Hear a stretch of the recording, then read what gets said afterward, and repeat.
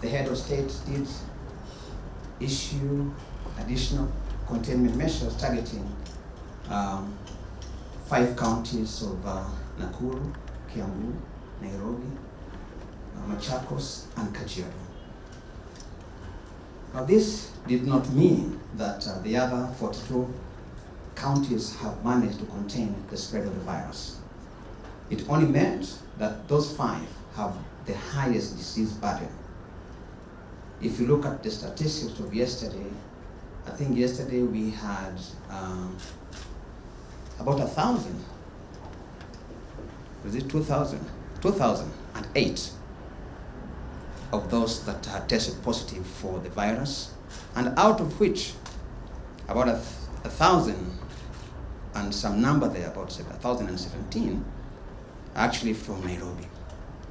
And the others are spread in the other 4 counties. And therefore, those five counties actually account for more than 50% of all infections. This does not in any way mean that the other 42 counties are better. And you do recall that the head of state was very clear that they must continue to observe the containment measures that have been put there before. Be all aware that corona in one place is corona in every place. And therefore, we must all work together to be able to contain this pandemic.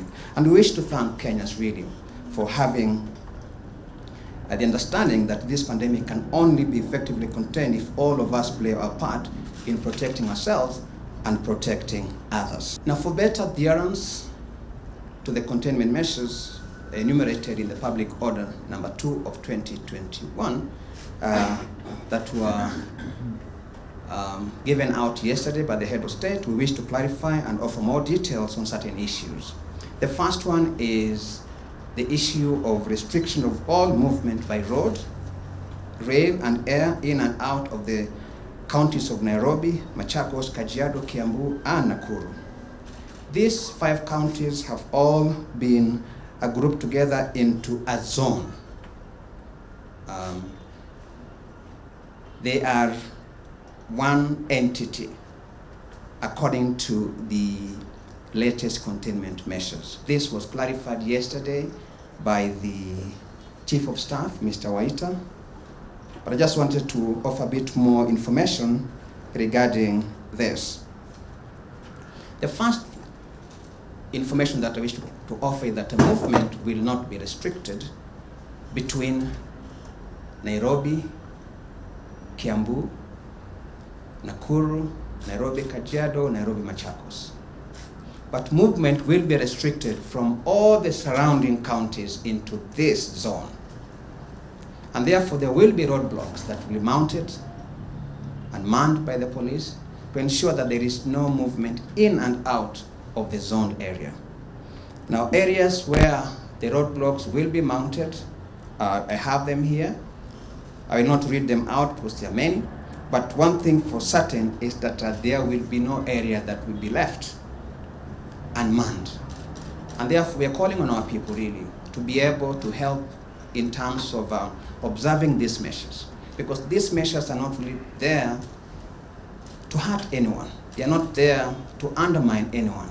They are not there to make the life of anybody difficult. They are there to protect ourselves. So the idea of playing hide and seek with the police really should be something that we should not engage into as people who are concerned about their well-being.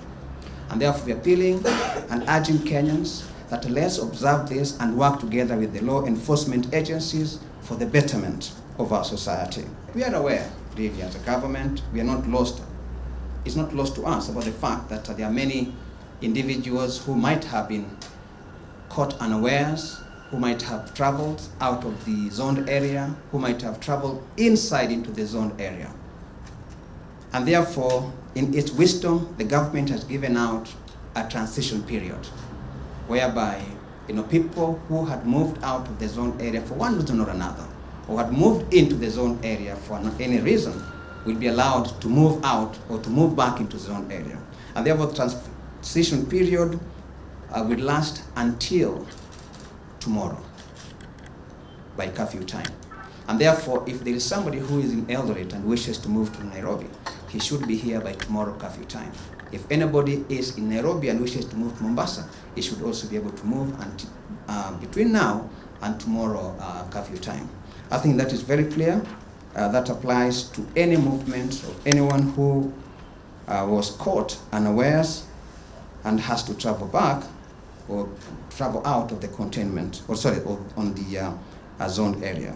I'm also aware that people have been concerned about students who are in college outside the zoned area. Again, this applies to them as well. And therefore, anybody who is to travel by road, by rail, or by air, they have a window until tomorrow curfew time. However, for air and SGR, the window is being extended to Monday midday. For those who have got SGR tickets, have got air tickets, they will be allowed to use them until tomorrow midday, beyond which now all SGR operations will be suspended and all domestic flight will also be suspended. International flight will nonetheless not be suspended. The other clarification I want to offer is with regard to passes. I know journalists have got passes that allow them to operate beyond curfew time. There are those who read news past 10 o'clock, or even past 8 o'clock in the new regulations that have been given by the government. Now, you will continue to use the old passes until new passes are issued, and this will be done by Tuesday next week. And the procedure of application remains the same that was used to offer the passes that you're currently using. Now, international flights are not affected by these regulations. People will continue to come into the country. Our people and others will continue to fly out of the country. However, those who come into the country must be able to abide by the COVID-19 protocols, meaning that for any traveler coming into Kenya must be able to have a COVID-19 negative certificate that must have been obtained 96 hours before travel. We're also aware that within the same, there are tourists who already had bought tickets to come into the country. They are free to come into the country. There are also others who might have done some booking and asking them not to cancel those bookings. So when they get into the country beyond Monday, when domestic flights will have been suspended, they will be allowed to hire private planes upon a clearance by the Kenya Civil Aviation. So for those who want to travel into the country, there is provision that you can be able to travel into the country, hire a plane upon clearance by the Kenya Civil Aviation. I know they will be concerned, certainly, about some of our people who come to largely Nairobi for specialized treatment.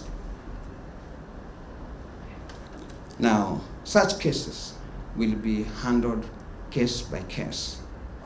And for those who will be requiring to travel to Nairobi for specialized treatment, they are advised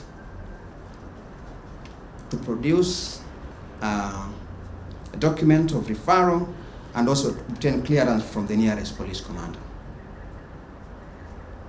So yes, this is again a window that these laws are not meant to harm our people. They're not designed to hurt anyone, and therefore there is that provision that if you are to get medical treatment in Nairobi and there's a referral letter, you have to produce that letter and be able also to get clearance from the commander near you, and certainly the policeman in the roadblocks will be able to assist you. They are our people, and they'll be able to understand your case and provide certain guidance to allow such individuals to be able to be attended to.